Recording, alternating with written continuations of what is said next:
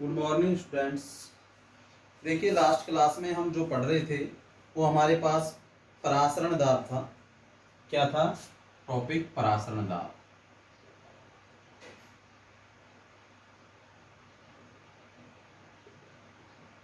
परासरण दाब क्या होता है इसके बारे में हमने बात की थी।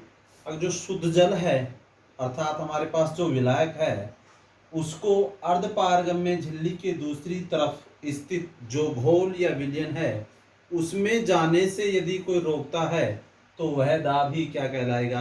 परासरण दाब या ऑस्मोटिक प्रेशर कहलाता है। हम कह सकते हैं किसी भी घोल का परासरण दाब विलायक में उपस्थित जो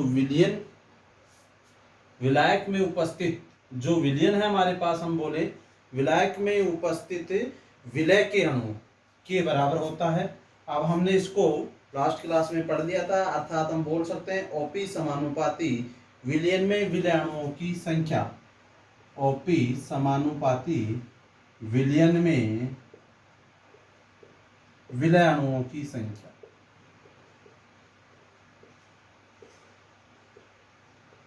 विलय अणुओं की संख्या ये हम क्लियर कर चुके थे। परासरण दाब या ऑस्मोटिक प्रेशर क्या होता है और ये परासरण दाब किसके समानुपाती होगा? विलयन में विलय अणुओं की संख्या के समानुपाती होता है। और हमारा टॉपिक चल रहा था कोशिका में उत्पन्न विभिन्न प्रकार के दाब। तो फर्स्ट हमने क्या माना था? परासरण दाब। सेकंड आता है हमारे पास स्फीति दाब। स्फीति दाब को हम बोलते हैं TP, that means turgor pressure भी इसको बोलते हैं।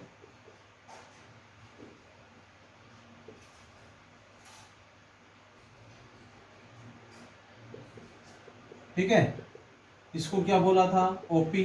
OP means osmotic pressure. ठीक है, ये चीज याद रखना शॉर्ट में अभी, क्योंकि हम आगे इनमें रिलेशन पढ़ेंगे जब हमारे काम आएंगे। तो ओपी यहाँ स्फीति दाब, टर्गर प्रेशर या टीपी। अब देखो टर्गर प्रेशर या टीपी क्या होता है? जो सदैव पादप कोशिका होती है अंतः परासरण के कारण कोशिका का आयतन क्या होता है? बढ़ता है। सीधी सी जब हमने परासरण पढ़ा था तो अंतः परासरण और दूसरा था हमारे पास बहिःपरासरण, ये दोनों क्रियाएं हमने पढ़ी थी।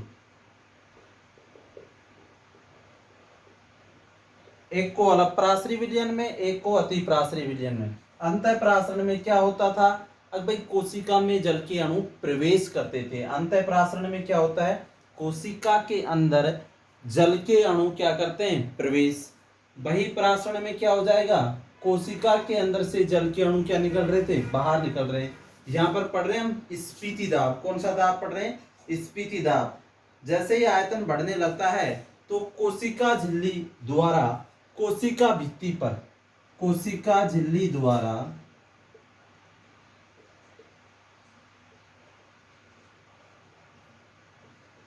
कोशिका भित्ति पर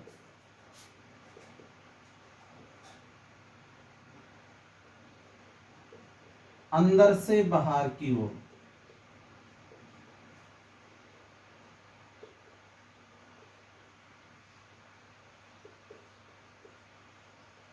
दाब उत्पन्न होता है।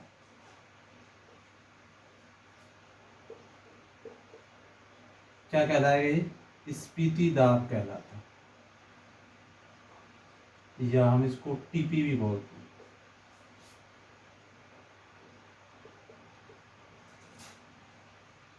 क्लियर? अब स्फीति दाब की यदि हम इसको देखें, अंतःपरासरण की क्रिया के कारण जो हमारे पास कोशिका है उसका आयतन बढ़ने लगता है, जिसके कारण कोशिका झिल्ली द्वारा कोशिका भित्ति पर अंदर से बाहर की ओर दाब उत्पन्न होने लगता है। इसे स्फीति दाब कहते हैं। समझो इसको।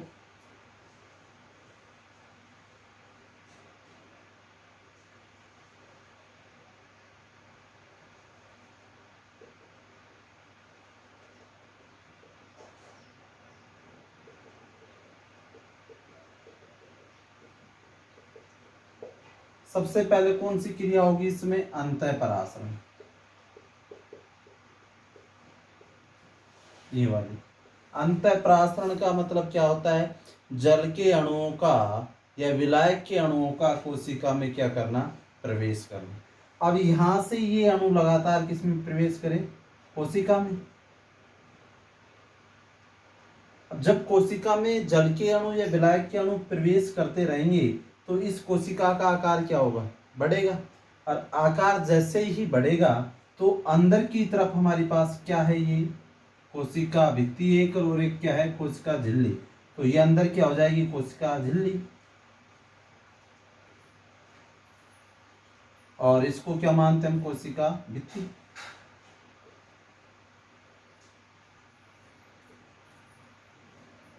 क्लियर होगा?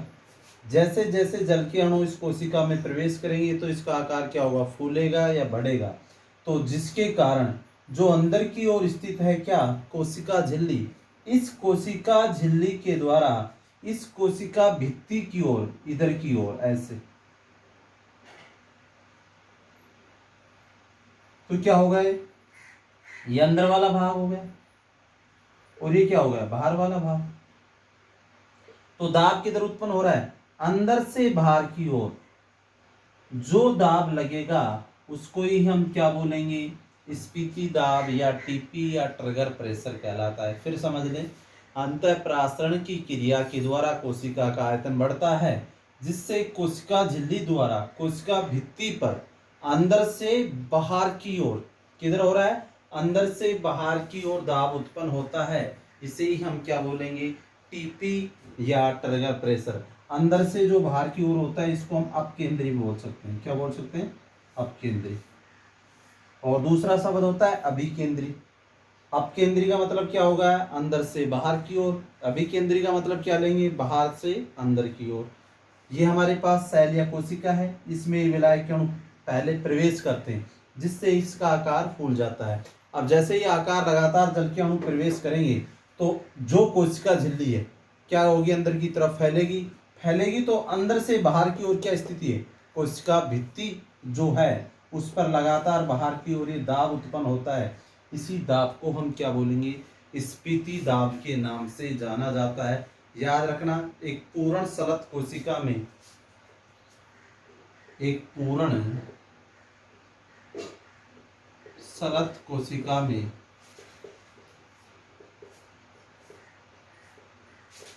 जो हमारे पास क्या है? टीपी। पूर्ण सलत कोशिका में टीपी का मान क्या होता है? 0। पूर्ण सलत कोशिका में टीपी का मान 0 होता है। जबकि एक पूर्ण स्फीत कोशिका में, पूर्ण स्फीति कोशिका में जो हमारे पास टीपी है इसका मान क्या हो जाएगा? अधिकतम होता है।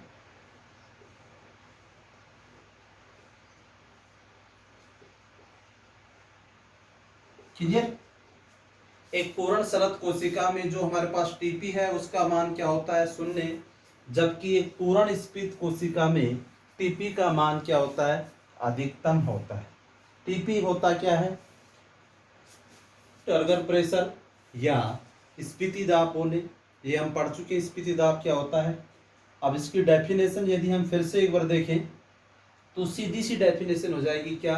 अंतःप्रासरण की क्रिया के कारण कोशिका का आयतन बढ़ता है, जिससे जल के अणु प्रवेश करेंगे किस क्रिया में? अंतःप्रासरण की। ये हम पहले क्लियर कर चुके हैं।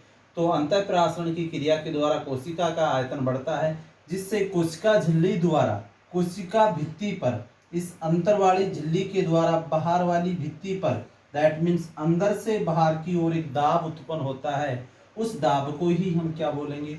स्फीति दाब के नाम से जाना जाता है। जबकि एक पूर्ण सलत कोशिका की बात करें हम, टीपी का मान क्या होता है? 0। जबकि एक पूर्ण स्फीति कोशिका में टीपी का मान क्या होता है? अधिकतम। सलत कोशिका, स्फीति कोशिका, जब हम सारे ये प्रेशर या दाब हैं रिलेशन पढ़ेंगे, जब उसको एक डायग्राम के द्वारा देखेंगे सलत और पूर्ण स्फीत कोशिकाएं क्या होती हैं। दूसरा दाब हमारे पास क्लियर? स्फीति दाब। नेक्स्ट दाब जो हमारे पास आता है उसका नाम है भित्ति दाब।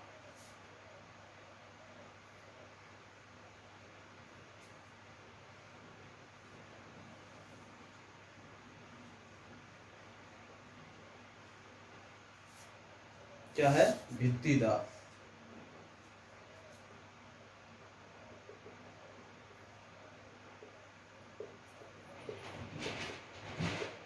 जिसको हम वाल्व प्रेशर बोलते हैं, दैट मीन्स शॉर्ट में WP। ठीक है। अब देखो भाई, स्फीति दाब है ना, जस्ट उसके विपरीत या उल्टा जो दाब लगेगा वही क्या कहलाएगा, भित्ति दाब कहलाता है। यहाँ कौन सी क्रिया हो रही थी, अंतःप्राशन की। अब कौन सी, यदि हम देखें भाई, हमें जब पता है, अब जो हमारे पास स्फीति दाब था जिसके कारण ये जो सेल है, मान लीजिए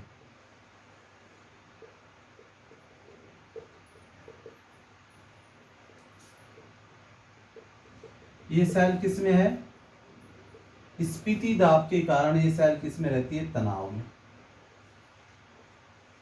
तनाव का मतलब इस पर दाब बना हुआ है, किसका, स्फीति दाब का। दैट मीन्स अंदर से बाहर की ओर। तो इस स्थिति में ये जो सेल है हमारे पास, स्फीति दाब के कारण ये जो सेल है ये क्या हो सकती है, फट सकती है। ठीक है, लिख देता हूं, फट सकती है। तो इस स्थिति में इस सेल को बचाने के लिए बाहर से अंदर की ओर लगने वाला दाब ही क्या कहलाएगा, भित्ति दाब कहलाता है। दैट मीन्स बाहर से भित्ति की ओर से अंदर जो हमारे पास, दैट मीन्स प्लाज्मा झिल्ली है या कोशिका हम बोले, तो सीधी सी डेफिनेशन हम कह सकते हैं, अब स्फीति दाब के कारण कोशिका पर तनाव उत्पन्न रहता है, इसलिए कोशिका क्या हो सकती है, फट सकती है। इस कोशिका को बचाने के लिए बाहर से अंदर की ओर, वो किधर लग रहा था, अंदर से बाहर की ओर, तो यहाँ क्या हो जाएगा, बाहर से अंदर की ओर लगने वाला जो दाब होगा वही क्या कहलाएगा, भित्ति दाब कहलाता है। दैट मीन्स, और ये कितना लगता है, स्फीति दाब के बराबर, स्फीति दाब के बराबर। जितना स्फीति दाब अंदर से लगेगा उतना ही भित्ति दाब क्या होगा, बाहर से लगेगा, जिससे कोशिका फटती नहीं है। इसको हम क्या बोल सकते हैं, दैट मीन्स बाहर से अंदर की ओर, तो इसको हम क्या बोल सकते हैं, अभिकेंद्री। वो क्या था हमारे पास, अपकेंद्री। तो इस प्रकार से कौन सा दाब किधर होता है, भित्ति दाब। स्फीति दाब और भित्ति दाब में सिर्फ एक दाब आपको समझ में आना चाहिए, स्फीति दाब किधर लग रहा है, अंदर से बाहर की ओर। स्फीति दाब को कोशिका को बचाने के लिए, किस दाब से, स्फीति दाब के लिए, उसके अपोजिट में कौन सा लग जाएगा, भित्ति दाब। भित्ति दाब किधर से लग जाएगा, बाहर से अंदर की दो। सीधा सिंपली भाषा में हम इन दोनों को याद रख सकते हैं। यदि ये लैंग्वेज आपकी याद रहेगी तो आप आसानी से इनको कर दोगे। स्फीति दाब क्या होता है, अंदर से बाहर की ओर कोशिका में लगने वाला दाब, सामान्य यदि देखें। भित्ति दाब, स्फीति दाब के कारण जो कोशिका पर तनाव आता है उसको ये कम करता है। कौन सा, भित्ति दाब। तो कम कैसे करेगा, बाहर से अंदर की ओर लगने वाला दाब क्या होगा, भित्ति दाब। अंदर से बाहर की ओर लगने वाला दाब क्या हो जाएगा, स्फीति दाब। इस प्रकार से हम स्फीति दाब, भित्ति दाब, प्राशन दाब को पढ़ सकते हैं। और ये चीज हमें याद रखना है, कई बार क्वेश्चन पूछा जा सकता है, ऐसा कौन सा दाब है जो कोशिका भित्ति को फटने से बचाता है। यह दाब मीन्स भित्ति दाब, कोशिका भित्ति को या कोशिका को फटने से बचाता है।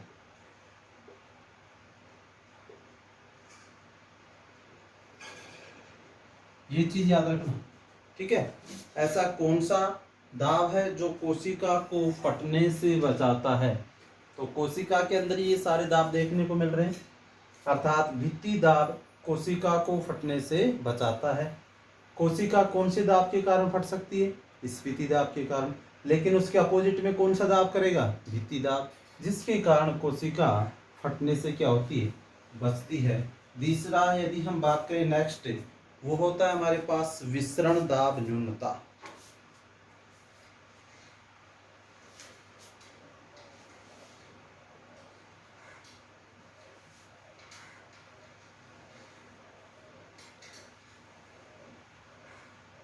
विसरण दाब न्यूनता।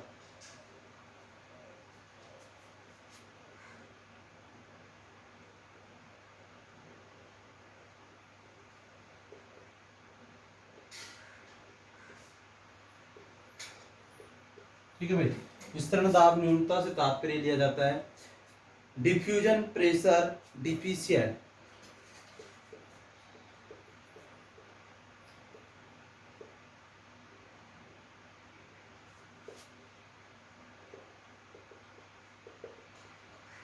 इसको हम शॉर्ट में क्या बोल सकते हैं, डीपीडी। ये याद रखना। ओपी किसको बोला था हमने, ऑस्मोटिक या परासरण दाब। टीपी ट्रिगर प्रेशर या भित्ति दाब।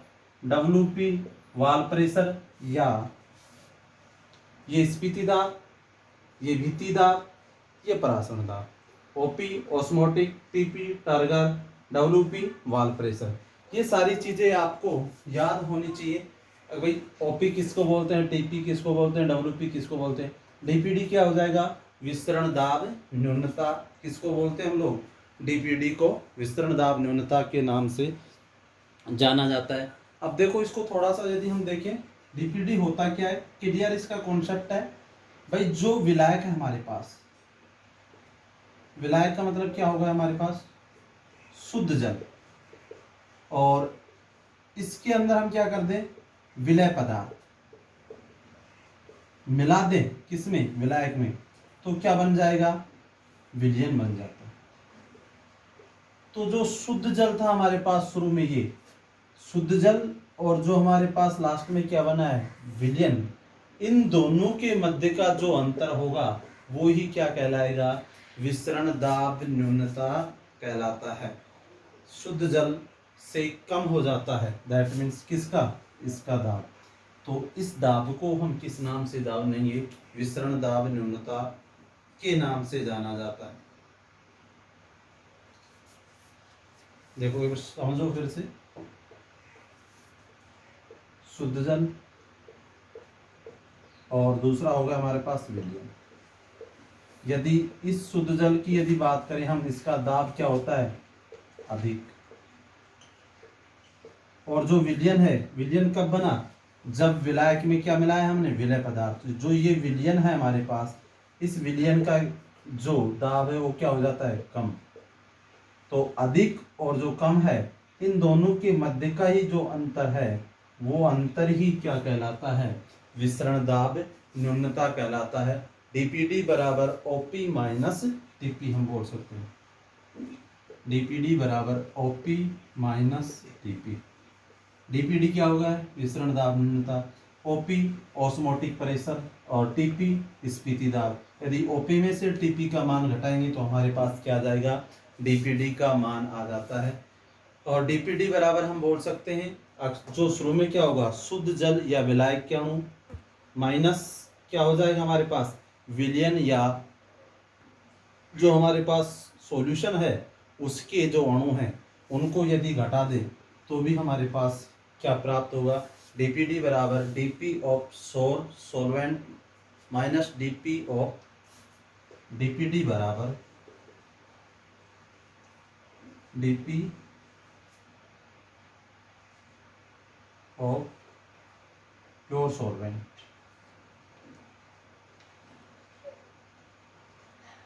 Minus DP of solution. ठीक है, ये चीजें हमारे पास आती हैं, किसके अंदर निकल के आती हैं, विस्तरण दाब न्यूनता। यदि हम शुद्ध विलायक की बात करें तो उसका जो दाब है वो क्या होता है, ये हमारे पास क्या हो जाएगा, शुद्ध विलायक से संबंधित है। और शुद्ध विलायक क्या होगा हमारे पास, जल, या शुद्ध जल को ही हम क्या बोलते हैं, विलायक। ये हमारे पास क्या जाएगा, विलयन। यदि शुद्ध जल या विलायक का जो दाब है उसमें से किसका घटा दें, विलयन का, तो किसका मान आ जाएगा, डीपीडी का। इसका मान हमेशा क्या होता है, अधिक, इसका मान क्या होता है, कम। 20 माइनस 10 जैसे डीपीडी करें तो क्या हो जाएगा, डीपीडी बराबर 10। इस अंडरस्टैंडिंग के लिए इस प्रकार से हम कोशिका दाब पढ़ते हैं, और इनके जो मध्य रिलेशन है वो नेक्स्ट क्लास में हम देखेंगे।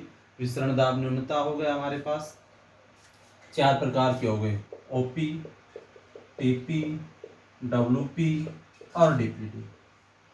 परासरण दाब, स्फीति दाब, भित्ति दाब, विस्तरण दाब, न्यूनता। धन्यवाद।